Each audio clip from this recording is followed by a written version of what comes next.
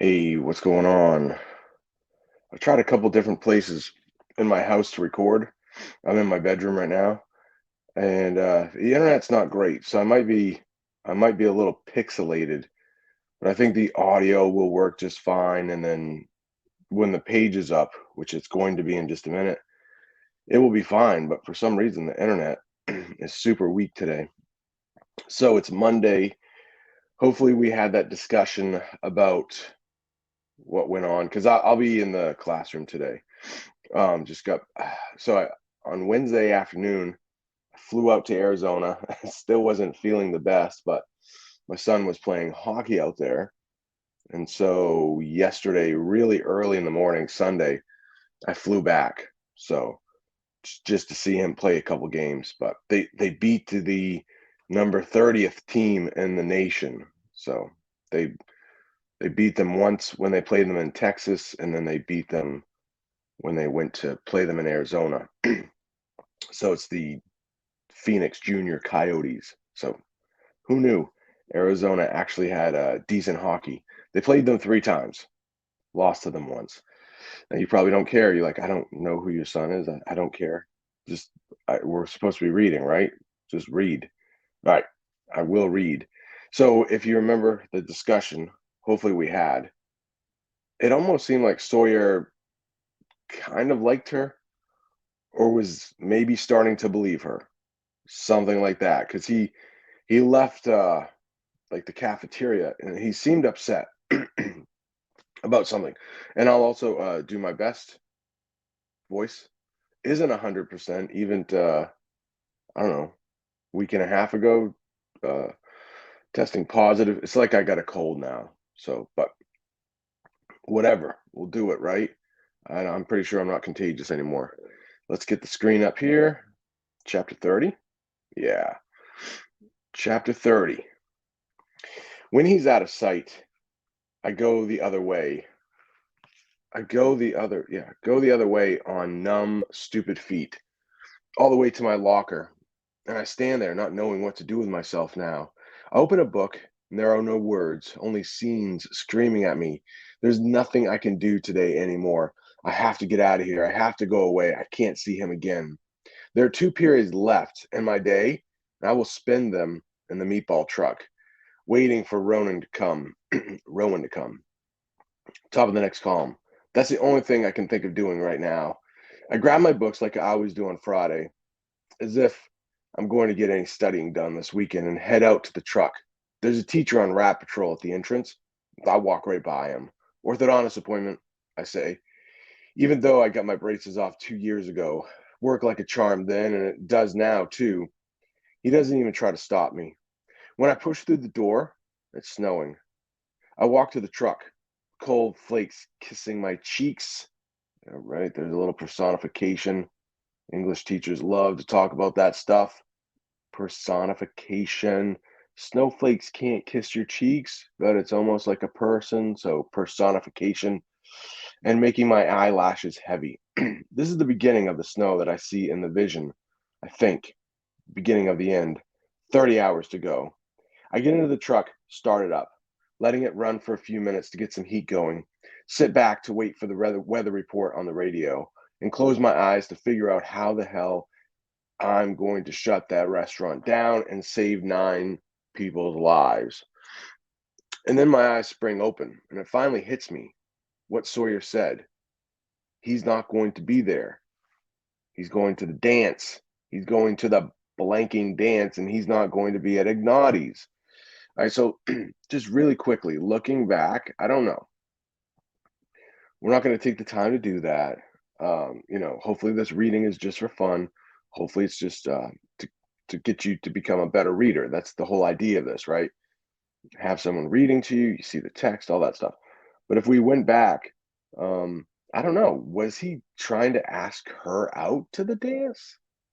I don't know. We could go back now. Maybe that's what he was doing. Of course, this is first person point of view. We don't know what's in his head, but it's entirely possible that that's what he was trying to do. And it didn't work out well because he definitely did leave upset. Excuse me. All right. We were down here. He's going. So, how the heck? Is he ending up in a body bag? Does he come home for some reason that he doesn't expect? Does he get a frantic call and return to the restaurant? Something happens after. Does he go in to save somebody and die that way? Wow, she is swearing a lot today. I'm sorry that you'd have to see that. Oh, my blanking dogs, I yell and pound the steering wheel, top of the next column. What the hell is going on? Why can't you just tell me what's happening? Tell me what to do, whoever, whatever you are. Ugh.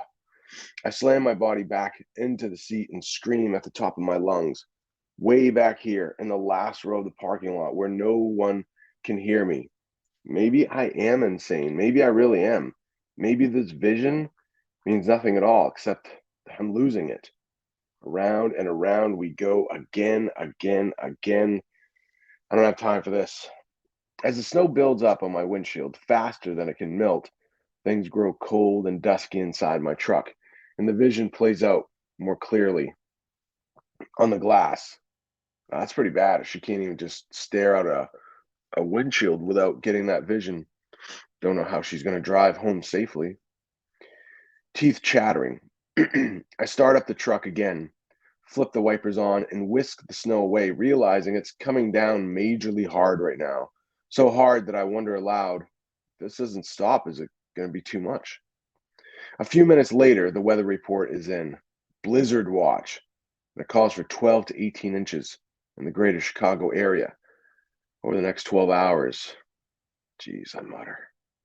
I've seen my share of snowstorms, and 1 foot is actually way more. 1 foot of snow is actually way more than a foot of snow when it has to be removed from half the city, put into the other half. If this keeps up, pace up. Okay, let me read this correctly. If this pace keeps up, the fire hydrant will be covered in the first plowing. So she has to be worried about that. Excuse me. The height of the snow, if you remember the height of the snow, but she knows that the time on the clock is like 7 something at night.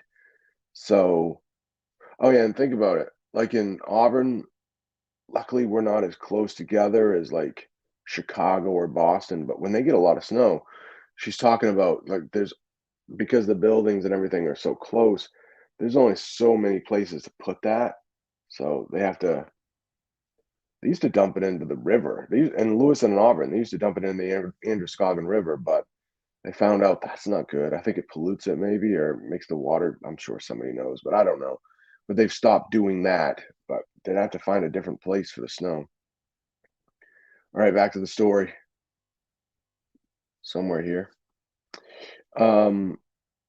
Oh yeah, nice. Right here. Jeez, I mutter. Okay.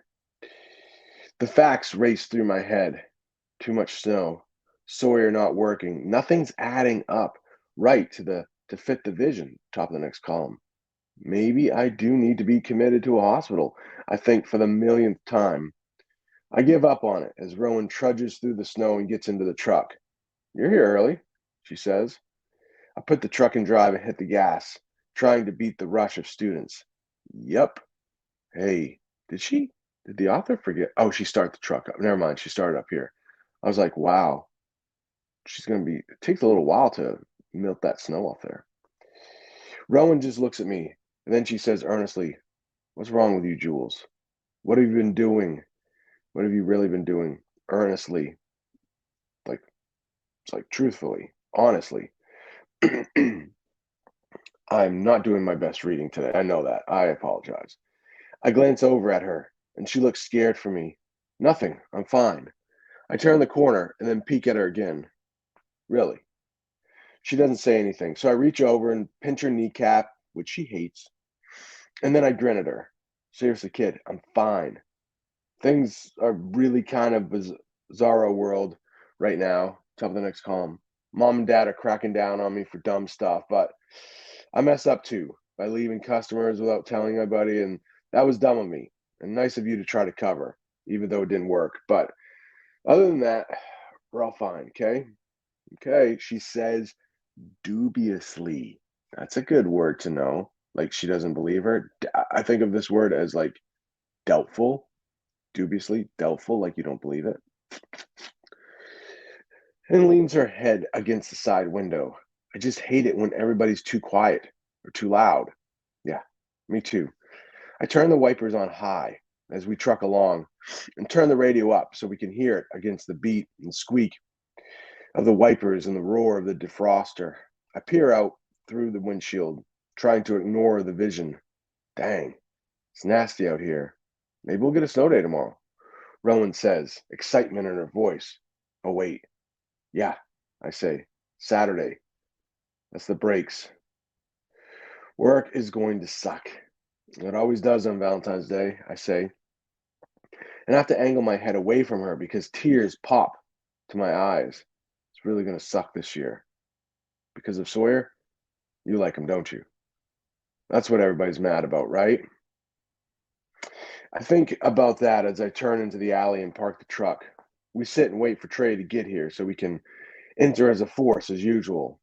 Hmm, I guess you could say that. But he doesn't like me, so it's not a problem. I think he does. What do you know? He follows you around, he watches you, I see him. I turn to look at her. He does not. She shrugs. Hey, I'm not blind. Like you said, it's better if he doesn't like you. I frown. Rowan is sneakier than she looks. This news just makes everything worse. The aching crevice in my chest opens up a little more. Hurry up, Trey, I mutter. Finally, he comes and we all go inside. It's 4:04. I have exactly 24 hours to figure out what I'm supposed to do. Oh, is it 4:04 on the clock? I thought it was 7:04. Well, if you do the math, I guess it's 4:04. No, I'm really not with. I'm sorry. This is the most Monday morning it is. Okay, 27 hours. This is the most Monday morning I've ever had, I think. I apologize. I wonder what kind of crowd we'll get tonight, Mom says cheerily. Look at it coming down. Mom and three of us kids stand at the front entrance, top of the next column, as it nears 5 o'clock, ready and waiting for the early birds, but not sure if they'll come out tonight or if they're all at the grocery store stocking up on toilet paper. I feel like we could make a public service announcement letting Chicagoland know if they need anything at all, we probably have it upstairs. We're going to be slammed with deliveries, I bet. Rowan says she's the queen of gauging delivery orders. All right, take a little break here from my breath or my voice here. We all agree, mesmerized by the heavy flakes. I shake my head and turn away, going into the dining room to make sure everything's ready for the brave souls who venture out. And it is, of course. I plop down in a booth, stare out the window, wondering what Sawyer doing right now. If he was remembering our awkward conversation, or trying to forget, wondering what'll happen and how. My stomach churns as now, in all of our windows, the vision plays out over and over, and I can't get away from it. It plays out on the front of the menus too. Paper placemats on the table, the computer screen up at the cash wrap. The urgency of the vision is coming through loud and clear. Clear. Okay, okay, I mutter. I know already. I twist the heels of my hands into my eyes, trying to get rid of the vision. You must know that, right? Let's just in case you don't heal. Some people call that right there, the heel of your hand, pushing it into her eyes. All right, back to it. Somewhere here, right at the bottom. Feeling myself slip back into that place of hopelessness. Nothing's right. Nothing is what I expected. Nothing is as it seems. I think that if I were a comic book character, I'd have the most desolate story of a wasted life. Desolate. It's like abandoned, like nothing around. You might think of sad, a little bit of sadness there too. Like I think of the desert as desolate, nobody around, a little bit sad. Like a ghost town would be desolate. A wannabe hero who doesn't come through for the victims. The end. When I feel a hand on my shoulder, I look up. My mom squeezes my arm and then slides into the booth across from me. She's always been pretty, but she looks older than she is. She has dark circles under her eyes, like me. She puts her elbows on the table and rests her chin in her hands, gazing at me. Where'd you go last night? She asks. I hesitate, suspicious. To the library. I told Dad, no, I mean in the middle of the night. I leaned back in the booth, trying to keep a poker face, but I wasn't expecting this. Poker face? Probably. Do you know this? You know, poker face. It's just like when you're playing cards and you try to bluff, you don't let the other person know what hand you have. So in real life, it means when there's something on your mind, maybe you're scared, maybe you're nervous, maybe you're sad, but you don't want the other person to know. So you try to keep a poker face. She nods, waiting. And really, what does it matter now? On Monday, we're going to have another talk, and I'm going to end up in the hospital with scary people. So I tell her the truth, sort of. I went to see Sawyer Ignati, say goodbye. She's silent. Then she takes my hands and holds them and says, very sorry about that, Julia. Ooh, she calls her by her real name. I tilt my head, perplexed, and really look at her. She is sorry. I can see it. Wow, thanks, I say. That was unexpected. She smiled. This is a good part coming up right here, too. We'll learn more about it, but she smiles grimly, collapsing her arms onto the table, sits back in the booth. You're not the first person who's had to say goodbye to an Ignati. Imagine it's hard. Some of them are actually decent people, even if they make mistakes. I stare. What? You? The bell over the door tinkles with the first dinner customer. She gets up to take the hostess stand tonight. No, not me. You mean Dad? But she doesn't answer me. Instead, she says, "Why don't you take tonight off? You could use a break." Chapter 31. That would be a good place for us to stop, but oh, we got like 2 more minutes. It's like we've been reading for like 17 minutes. So let's try to get up to 20 and we'll keep reading. So, got a little something there. Either the mom or the dad, they had something, maybe, with an Ignati. It's a good writer will leave you like a little breadcrumb. I want you to follow it. Give you a little more here. 31. Let's do it. Another page or so. Upstairs, I can't do anything. The windows are plastered with the scene. So are the mirrors. The scenes dance around the pile of Christmas tins. There is more personification, just in case you care. Scenes dance. Only people dance. That's personification. Play out on every board game cover, every magazine, every newspaper, every school book I open screams explosions at me. There are no words, only the crash. The crash is my life. Sitting in the chair as it gets dark, I think about checking myself into the hospital. Top of the next column. I don't even know if I can drive when all the windows are playing the scenes. I can't concentrate on anything.